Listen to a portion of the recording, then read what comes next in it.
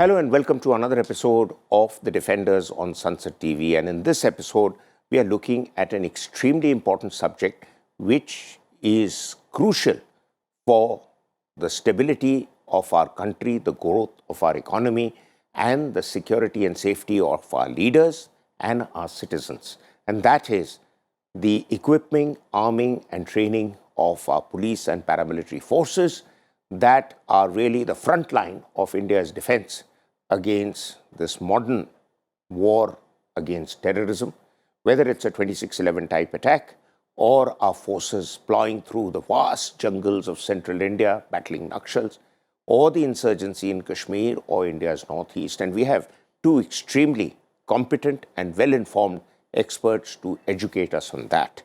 We have Mr. Somesh Goyal, a former additional DG of the BSF, the SSB, and has trained the SPG and the NSG, and later was a DGP of Himachal Pradesh, and a man who will tell you all dimensions of the police element of national security. And we have Mr. Avinash Kansal, who is currently the chair of FICCI's Defense Exports Task Force, but is also the executive director of SMPP, a private limited company that manufactures a whole range of weapons and ammunition related requirements of our armed forces and police forces. So I start with you, Mr. Goyal, sir.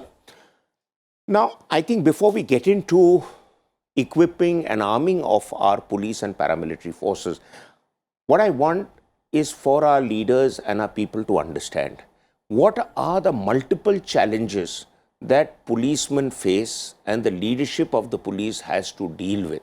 Can you give us a broad overview? Yeah, sure. I think since we are dealing with the CAPFs or the paramilitary forces and the police, the state police, let me begin with the borders. The threat emanates from them. We have a hostile border, the hostile borders in certain cases. So one threat is that the borders that comes across from the border, and there are frequent breaches, terrorism, militancy, sure, extremism. We're familiar with that, yeah. But once they cross the border, then what are your challenges with it? The challenge is that they get mixed in the crowds, identifying them, singling them out, and neutralizing them.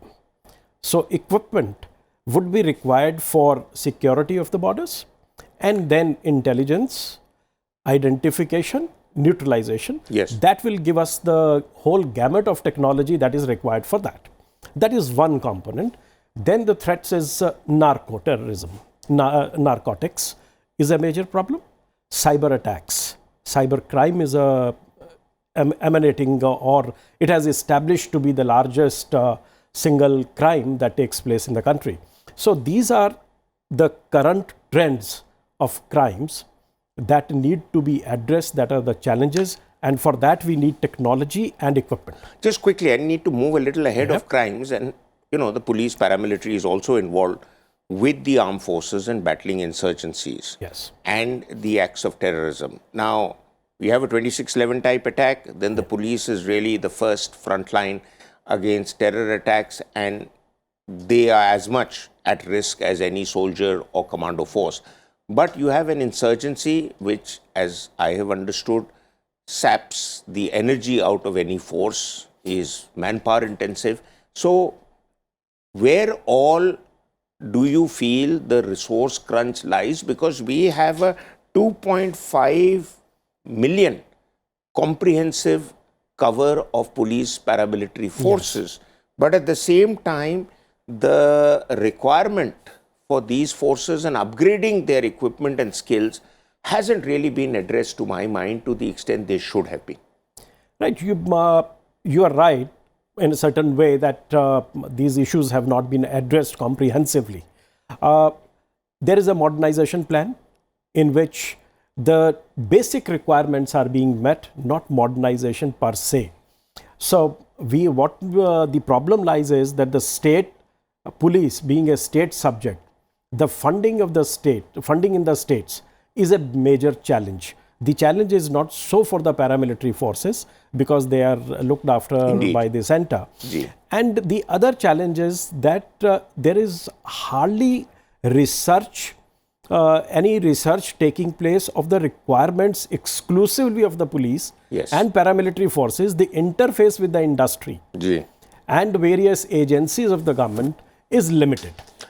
We'll talk about the role of BPR&D a Sure, little later. we will. But Mr. Kansal, now you are sitting on top of a large organization which is, as you were telling me, dealing with a range of requirements of the police, paramilitary and the armed forces. But a thing that strikes me is that the pace at which indigenous production for their requirements of police and paramilitary, and that's the focus of the show, has the indigenous production of these items they require, from rifles, carbines, pistols, night vision devices, border equipment, has that been met? Because I still feel we tend to import essentials like pistols from Austria or Sten guns from the US. Why is it that the country is making missiles and satellites and can't make these handheld weapon systems? Is it not encouraging enough for the industry, or is it not big fish enough to enter into those ponds to catch them? Where is the problem? See, if you really see, in the last few years is the only time where actually the impetus has been there on indigenization, the real impetus. Because you cannot have offhand policies, unless you give the complete environment to the industry, the development doesn't take place. We had so-called indigenization thrusts in the previous decades, which are only half-hearted, or they addressed only one part of the big issue. It is only in the last few years that we see that the impetus from the government has been there to really focus on indigenization, where they have addressed the procurement issues, the development issues, the funding issues and the competitive issues. So this in the last few years, what we see very comprehensively being addressed is all these issues have been addressed one by one in a very industry friendly manner. So now is that you have a field ready where you can sow these seeds of indigenization and bear the fruits. And this is going to take several years. I don't think so. You see the kind of startup environment we have today, the way the startups are being encouraged, the way the startups are being converted from just R&D organizations to production agencies. Earlier we have relied, whether you call it a mistake or not, that's debatable, but earlier we completely relied on government agencies to do all your research and development. If you pick up any country today in the world, the leaders of research and development has been in the private organizations. True. Reason being, for research and development, you need a free hand, and that's available only in the private organization. So I'm not here blaming the government organization, but I'm saying that unless you give a right environment for a seed to grow, the seed will not grow. Yeah, the national direction has to come from the Has top. to come. And when that comes, then the whole machinery begins to move in that direction. That's right. Absolutely. Sir, I need to understand from you that what I have read, that in a financial outlay, you were talking of funding at the state government level and the central level, there are a whole lot of umbrella schemes for modernization which have been announced by the central government. Yes. Now, is some of that going to spill over into the state government or not? I want you to explain to us, because a financial outlay of 26,275 crore has been laid out for it. Now, being realistic, it's not a very large amount, because if you look at the defense budget, this is not even 10% of the defense budget. But if you go further ahead, the government has spelt out a number of modernization initiatives which will include funding for security related expenditure in Jammu and Kashmir. That's both a national level and a state level problem. Northeastern states, Maoist affected area, the Maoist areas are into 4 or 5 states. So can you please navigate us through all this, that where does the government do the balancing act between funding to the states and funding to the central agency? You see, if you look at the roles of the state police and the central agencies, these are absolutely clear. The local police at best does detection and prevention of crime, investigation, and prosecution. They are involved in that. Of course, collection of intelligence is also their responsibility. Monitoring of social media is also their responsibility. But fighting terrorism, the number of boots, if I may use the term, is so small with the state police that they cannot take on these challenges. That is where the role of the CAPFs comes in. And for state police, the funding is a major problem. Whatever modernization grant states are getting, I have been handling it for more than a decade. True. And I can say that it has helped, but it does not meet the complete requirement of any state to modernize, to become the millennial police. Now, just a quick question. Yeah. Would the modernization of every state, if it was done by the center, and the state not eating into the role of the state police as defined by the constitution, would that create more hurdles or would that create more efficiency? Well, I think if center support is there, it helps the states, because it's a matching, state has to give matching percentage, perhaps 25% in certain states and 0% in certain smaller states or the hill states or northeastern states. Yes. So that funding does help. But if you look at the components where this equipment is required, if I may say, look at this. One is the small arms. Yes. The second area would be communications. Yes. The communications and the digital trunking systems and whatnot, where voice and data, everything is available. Then intelligence, surveillance and protection, security equipment. And most important is, when I look at it, that besides the equipment, you must have very robust software backing. Right. AI, Right. predictive policing, evidence-based policing. That has to be built into the system in the police, which is not happening at the pace at which it should.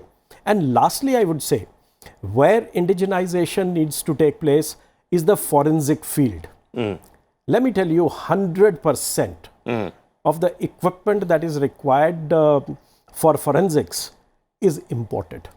You leave aside the microscopes that are made in certain places. Yes, sir. But most of it is, I would request the SIDM also, that there should be some focus in this country on research and requirements, because total requirement of India for forensic equipment, for instance, is more than whole of Europe. Absolutely. And that is an area we can talk about after the show also. Yeah, sure. I have some thoughts because time being a constraint. Yeah. But, you're talking of forensic requirements, and I'm told the latest allocation of the government is 2,080 crores for a research on operationally independent, high-quality forensic science equipment. So there is a awareness about that. But I would also like to ask you that, there are some ordnance factories that have also come up with pretty path-breaking equipment. For example, the ordnance factory in Trichy has made the Trichy assault rifle, the TAR. Now, Trichy assault rifle, to explain it briefly, which you know, but for the audience, is a smaller version of the lethal AK-47. And some say it is the size of a laptop, but it fires with the same speed of a machine gun and is easier to conceal, especially for police and covert operations, and obviously lighter to carry around. But I still believe it cannot substitute a rifle in an insurgency environment, because the range of the rifle and the sheer strength it brings to bear in the confidence of a force level that is operating with a rifle vis-a-vis a pistol type, carbine type, smaller version of AK-47. Right. But what is it that you would suggest that we need to move quickly at, based on the points of Mr. Goyal, that, just because there is now a thrust for indigenization, we cannot block all imports, because, countries have historically seen when they have adopted a new policy change, everything else has gone in that direction. In the long run, when an eventuality hits you on the face, he says, oh my God, we had the money, but why didn't we import it? But they said that was the directive from the top. The directive from the top is based on inputs that is given to the top. So how does the industry become more proactive in giving inputs that either you import it or bring it in and let us assemble it? Because Make in India is not 100% Make in India. Make in India has various stages of it. Can you explain that, sir? See, if taking points from Mr. Goyal, one is that which you touched upon. Today we have every state coming up with their own small requirements. The moment you have the center assimilating these requirements, it becomes both for the purchaser and the manufacturer or the developer to understand the amount of investment he can make in developing those products. They understand the requirements and then develop these products and put it out to the market. So commercially it will make more sense, technically he will get much better insight into it, and ultimately the police forces will get a better product. So of course, if the center starts managing quite a lot of the requirements which the state police is currently managing, this will allow these requirements to get together. So let's say if you are looking at a product which is not a well developed product into the market, where the suppliers are not well established, one way to go for it will be to assimilate these requirements and they can go out. This will also solve the problem which you just mentioned, that when you need it, you suddenly find that you didn't have it. Yeah. So if you have assimilated the requirements, you would exactly come to know from the industry how much time they need to make that requirement. You can put your plans together. Nowadays, we find a lot of the armed forces putting out their procurement plans on the public domain, stating what they need when. So next 10 years, what they need when. So industry can be better prepared. Similarly, if this is done for the police forces, the industry will have a much better answer for them, that all right, I will take 3 years to get this to you.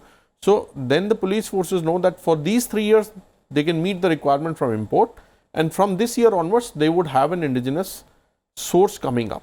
Okay. So, yeah, you brought up about imports, and here I want to ask you, sir, that the police forces, I just said earlier, is something like 25 lakh policemen of all sorts. And we are hearing that about 5 lakhs Bulgarian weapon systems, which are similar to the legendary AK-47, are being imported.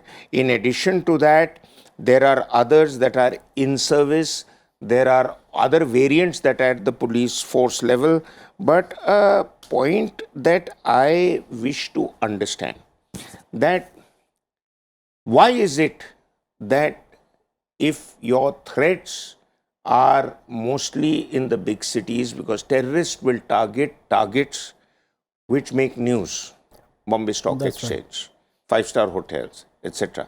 So there is a concern at various levels that every police and paramilitary forceman is a force of the country. So therefore, only he can carry a weapon system. But an ex-policeman or an ex-serviceman who was until yesterday considered responsible enough to carry it, today can't carry it because he's not under the force. So therefore, we cannot use the large manpower that we have as force multipliers by giving them at least some kind of weapon system. So the guard standing at the entrance of a 5-star hotel or a big stock exchange or whatever is going to run away at the sight of an AK-47 when it's flashed at him, because he has no counter to it. So is there some thinking that how to co-opt people and put them under the kind of management rules that the army adopts for territorial army? You see, territorial army is still government, right? Here, the private security agencies regulation act is there. The rules are in place, but weaponizing them is a totally different issue, because the moment you allow them weaponizing, you are making them, giving them some freedom to use them, and then who will take the responsibility in case of that use? Who will have that judiciousness to allow them the use of that? Because in the government, the procedure is very well laid out how the force, including weapons, can be used. So that will not be there. I think we are not ready for that stage where the private people can be armed and they can be allowed to use that. Okay, so like the Israeli and the Swiss model, yes. that is, we are not that develop in our minds. We are away from, we are maybe a decade away from that. Probably it would happen. But amplifying what... Just a question, yeah. sir. If we are a decade away, Yeah. every study tells me that we are short of the required police manpower to police a country of our size and take up the challenges that we have. Right. So are we going to wait for another decade for the mindset to develop till we live with minimum manpower, or do we co-opt people who may have gone out of the service but bring them into some kind of quasi-government arrangement where we just have more footfalls available on the ground? You see, very good question. Now we have to identify the core functions of police. The whatever numbers we have must be allocated towards that effort. The remaining, there is a debate that why traffic police cannot be privatized because it's a regulation. Yes. It is not enforcement with force. Yes. So it doesn't require that. So why it cannot be done? There are several other functions in the police which can be outsourced. Now, if we do this, we will have more policemen available for core functions, which are not getting as much attention as normally they should. And also, I think it will need a reorientation amongst your former colleagues at the highest level. You know, everyone likes to reinforce what they have already learned and done. Thinking out of the box is the biggest challenge. And the biggest enemy of change is those within, not outside. Absolutely. But I will ask you, Kansal Saab, you know, we have made, 2 army officers have made 9mm pistols with DRDO and Army's training arrangements at Infantry School Mau, and another one at CME in Pune. And both colonels have come up with a 9mm pistol, which is cheaper than what is available in the market, and a mini Kalashnikov called Asmi and something like that is again cheaper than what is available in the market. I think the problem area there is it looks good in trials. When mass productions take place, can we maintain quality? Why is quality a problem to maintain in government certified agencies? Has anybody given that a thought? Has anybody investigated why we cannot enforce quality controls just as we enforce security controls when you try and enter a Government of India DPSU factory or an ordnance factory? Why is that not enforced? Where is the problem? I think it will be better answered by a person from DPSU. From the outside, what we see as a problem is the question of that these DPSUs are not given the freedom what a private factory or a private industry has. A private industry, so the one is the freedom to purchase materials from where they wish to purchase. That freedom is not there with them. They have to go with the lowest bidder concept, and of course you cannot get the highest quality if you are looking at the lowest bidder. Second, there is a big mindset in India against single tender.